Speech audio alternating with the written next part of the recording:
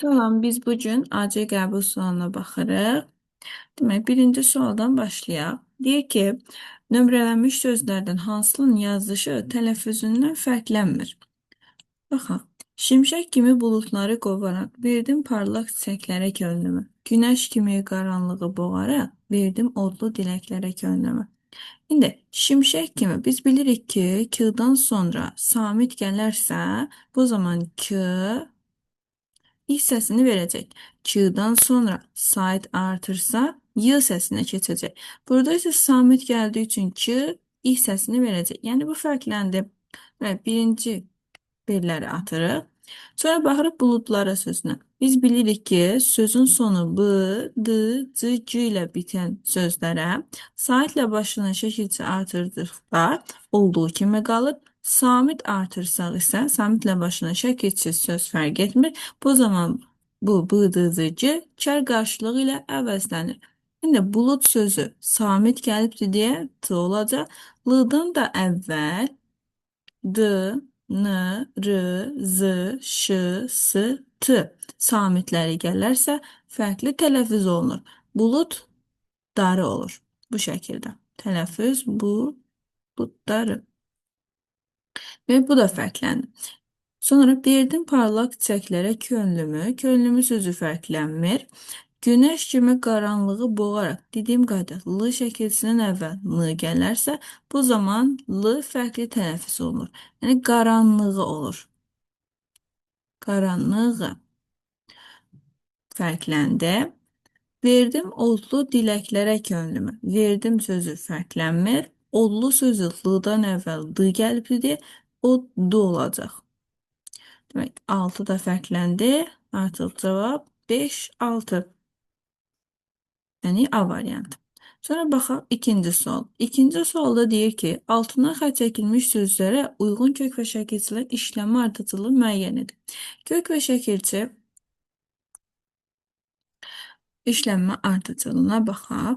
İndi heyrətləndirər sözünün kökü heyrət. Lan şəkilçisinə diqqətli olun. La'dan sonra maq artıra biliriksə, la bir iki leksik şəkilçi hesab olunur. Lan lən şəkilçisi. Əgər artıra bilməsək, bir leksik şəkilçi hesab olunur. İndi burada heyrətlənmək sözüm olmadığı üçün heyrətlənmək bir leksik şəkilçidir. Dirdən sonra maq şəkilçisi artıra biliriksə, leksik şəkilçi hesab olunur. Heyrətləndirmək. Ər isə qrammatik. Demək, 2 leksik, 1 qrammatik.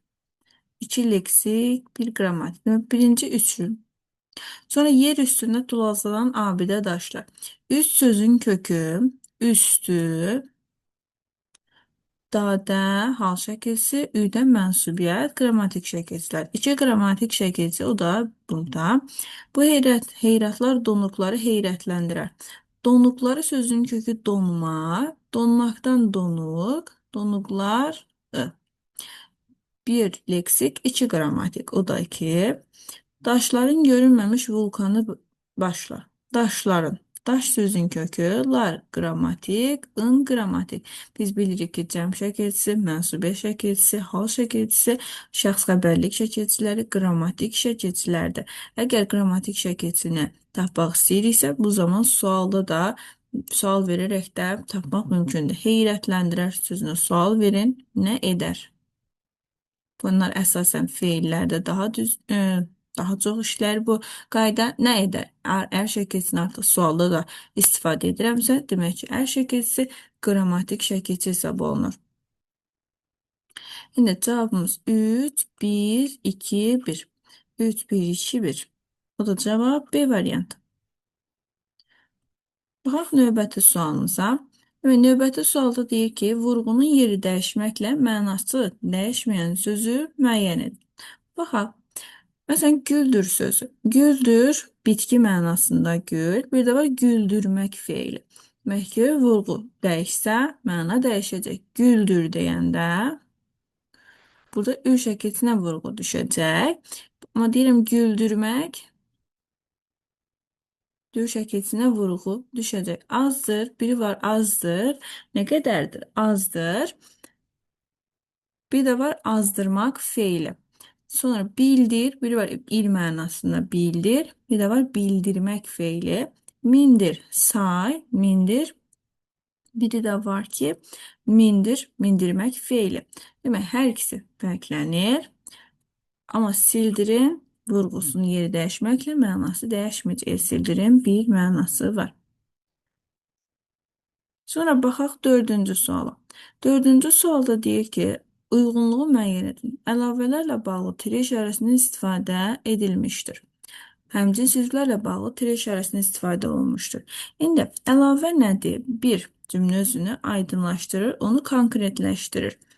Həmcins isə sadalama intonasiyasından istifadə edilir və yaxud da bağlayıcılardan da istifadə oluna bilər. Üstəlik həmcins üzvlər o deməkdir ki, eyni suala cavab verir, eyni də cümlə üzvü olur. İndi baxaq. Fəzlullah Rəşidəddin Qazan xanın dövlət işlərində bacarıqlı vəzir.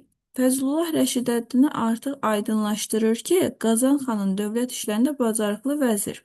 Və aydınlaşdırma varsa əlavəyə aiddir. Biri A. Sonra Əmir Çoban, onun oğlu Həsən bəy və Qara bəy bir sözlə sülalənin üç məşhur nümayəndəsi Təbriz tərəf üst tutdu.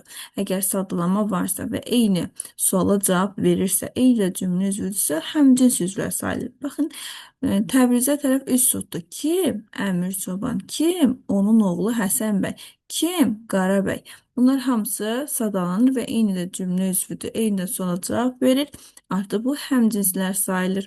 Bir sözdə isə ümumiləşdirici söz funksiyasındadır. C variantına baxaq. C variantında deyir ki, indi Əbu Səid olsaydı, Xudabəndənin oğlu hakimiyyəti vəziri Əli xanla birlikdə idarə edir. Rəqiblərinə qarşı mübarizə planı hazırlar. Əbu Said aydınlaşdırır ki, olsaydı Xudabəndənin oğludur. Artıq aydınlaşdırma varsa, demək ki, C gedəcək əlavəyə aiddir. Sonra baxaq. Deyə onları götür qoy edən hökmdar təmkinlə özüm heç burada def işarəsi istifadə edib heç birisinə aid olmayacaq. Eyə baxaq. Əmirlər, bəylər, ağalar, Əmir Çobanın cəza verdiyi bütün yüksək təbəqə nümayəndələr birləşib Təbrizin üstünə gedirlər. Əmirlər, bəylər, ağalar. Artıq burada sadalama var. Ona görə bu da həmcins hesab olunur. Kim əmirlər, kim bəylər, kim ağalar. Artıq eyni suala cavab verir. Eyni cümlə üzvü olur. Demək ki, 1 A, C, 2 də B, E. Bax, görək variantda hansı variantdır? C variantı. Sonra baxırıq növbəti suala, 5-ci suala. Deyir ki, elə həmin gün axşama kimi külək əsirdi və külək bir saatdan bir dəyişirdi. Gah Həzri ağappaq köpüklənmiş dalğaları qayalara çırpırdı, gah da gilavar əsirdi. Amma axşam saat birdən-birə külək dayandı və ağcaqanadlar yenə baş qaldırdı. Cümləsində işlənən köməkçi nitqisələri. Köməkçi nitqisələri suala cavab vermir, leksik mənası yoxdur. Köməkçi nitqisələr suala cavab vermir, leksik mənası yoxdur, heç bir cümlə üzvü ola bilmirlər. Tək qoşmadır ki, qoşulduğu sözlə bir yerdə cümlə üzvü olur və suala cavab verir. İndi baxaq köməkçi mənası olmayanlar. Elə, kimi və gah, gahda, yenə və amma.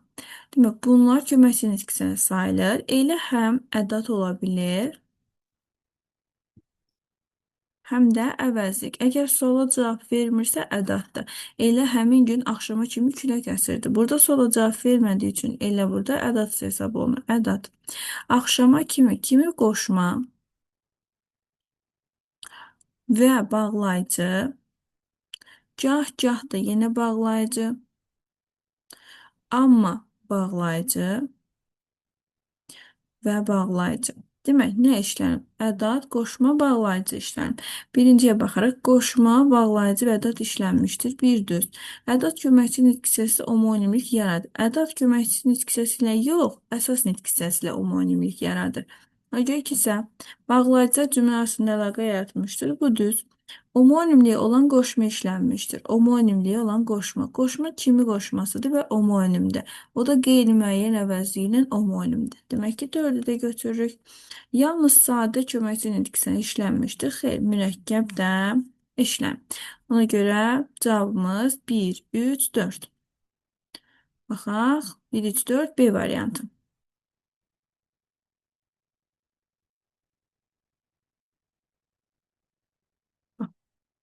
1, 3, 4.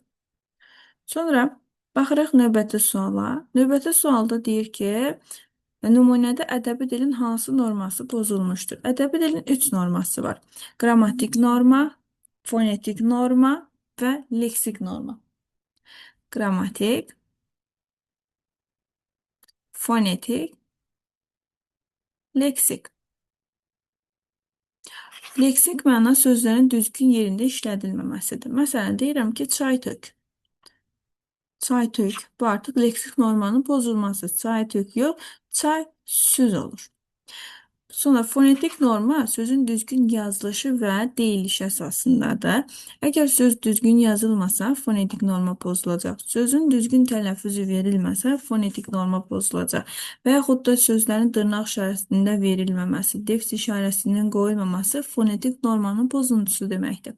Qrammatik norma isə cümlə üzvlərinin yerlərinin dəyişməsi, məsələn, mübtəda və xəbərin yerini dəyişməsi və yaxud da ismin cəm, mənsubiyyət, hal, şəxs, xəbərlik şəkilçilərinin sıralama ilə artırılmaması. Biz bilirik ki, bir isimlərdə cəm şəkilçisi, mənsubiyyət şəkilçisi, yəni isma aid şəkilçilər bu sıralıqla artırılır. Cəm, mənsubiyyət, hal, şəxs, xəbərlik.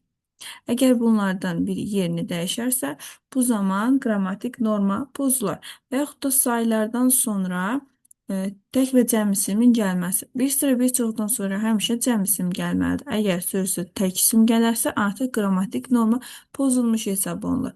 İndi baxaq. Və yaxud da xəbər mübtəda təkdədirsə, xəbər cəmdədirsə, qrammatik norma pozulur. Mübtəda cəmdədir, xəbər təkdədirsə, yenə qrammatik norma pozuntusu hesab olunur. İndi uşaqların hər ikisi xəstə olduğu üçün məktəbə getməmişdilər. Deyir ki, hansı norma pozulub? Uşaqların hər ikisi getməmişdilər, xəbər təkdə olmalıdır. Lər şəkilsində olmamalıdır. Artıq uzlaşma pozulduğu üçün, yəni mübtəda xəbər bir-biri ilə uzlaşmadığı üçün qrammatik norma pozulur. Baxaq, fonetik normanın pozuntusu varmı? Xeyr. Leksik normada uşaqların ikisi xəstə olduğu üçün məktəbə getməmişdir. Leksik və fonetik norma pozulmayıb. Demək ki, cavabımız D variantıdır. Orfoepik də leksik, fonetik norma pozuntusudur. Yəni ki, tələffüz səhvi verilirsə orfoepikdir. Orfoqrafik də yazılış səhvi varsa orfoqrafik normadır. Sonra baxırıq 7-ci suala. 7-ci sualda deyir ki, üçü bizə yağıdır, üçü cənnət bağıdır. Nümunəsində verilən say ismin hansı xüsusiyyətinə malikdir? Üçü bizə yağdı, üçü cənnət bağıdır. Ü şəkilçisi biz bilirik ki, ü ya mənsubiyyət olur, ya da təsirli hal şəkilçisi. Əgər onun şəxs əvəzliyini artıra biliriksə əvvəlinə, demək ki, mənsubiyyət şəkilçisidir. Onun artıra bilməsək, təsirli hal şəkilçisidir. Məsələn, qızı gözəldir. Onun qızı gözəldir. Artıq burada ı şəkilçisi, mənsubiyyət şəkilçisi hesab olunur. İndi burada da ü şəkilçisi, mənsubiyyət şəkilçisidir. Üçü bizə yağıdır, üçü cənnət bağıdır. Mənsubiyyət şəkilçisidir. Deyir, say ismin hansı xüsusiyyətinə malikdir. Mənsubiyyətə görə dəyişib. Elə cavabımız A variantıdır. Baxırıq 8-ci suala. 8-də deyir ki, hansı cərgədəkilərin hamısı mürəkkəb zərflərdir? Su səpən, at üstü, qaçaqaç. Qaçaqaç sözü isimdir. Burada da eyni şəkildə. Taybatay babə zərf yaradır. Taybatay hərdən bir kəlmə başı. Elə cavabımız C variantıdır. Bax, balaca sifətdə gedər gəlməz feili bağlamadır. Ağlaya ağlaya a olanda bunu araqla əvəzləyə biliriksə və ya da feili bağlamanın bəzi şirkətlə əvəzləyə biləriksə, bu zaman feili bağlama hesab olunur. Və cavabımız elə C variantıdır. Baxırıq 9-cu suala. 9-cu sualda deyir ki, səbzəli gah meşin kepkasının təpəsinə qaldırar, gah da götürüb əlinə çırpır, təzədən başına qoyur. Cümləsində hansı üz həmcinsdir? Həmcins eyni suala cavab verir, eyni də cümlə üzvü olur. Demək, səbzəli nə edir? Meşin kepkasını təpəsinə qaldırar, gah da götürüb əlinə çırpar, təzədən başına qoyurdu. Nə edərdi? Başına qoyardı. Nə edərdi? Əlinə çırpardı. Nə edərdi? Təpəsinə qaldırardı.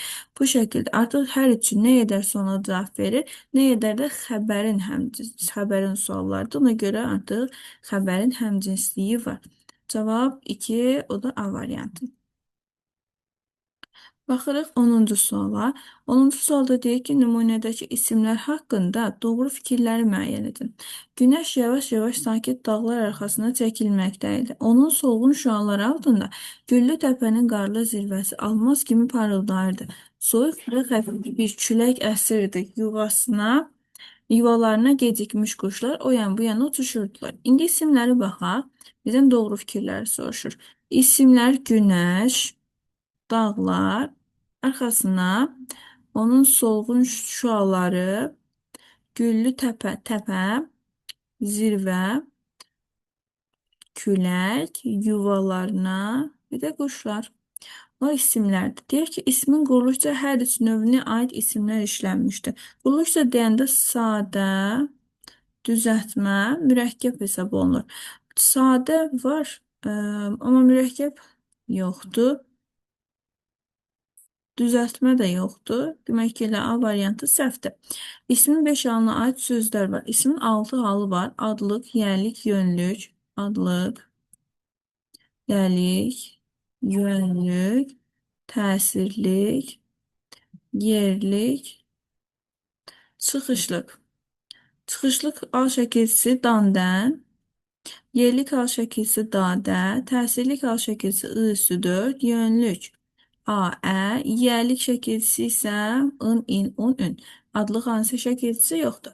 İndi baxaq, çıxışlıq A şəkilsi dandan. Heç bir isimlərdə dandan şəkilsi yoxdur. Dada yerlik hal şəkilsi də yoxdur.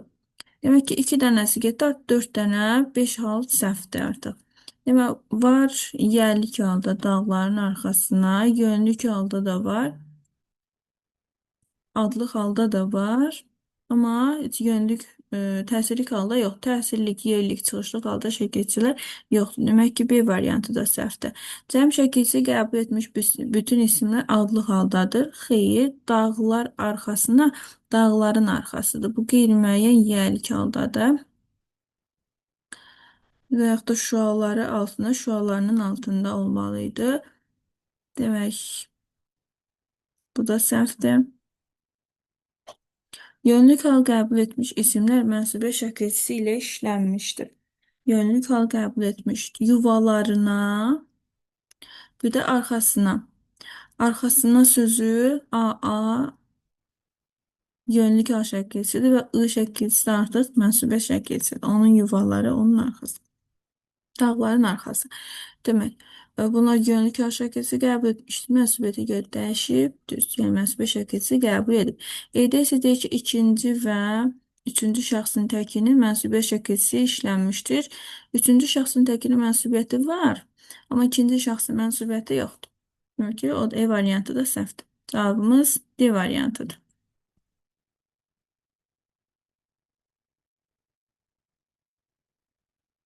11-ci suala baxırıq. 11-ci sualda deyir ki, hansı nümunədə zərfliyin əlavəsi işlənmişdir? Zərfliyin.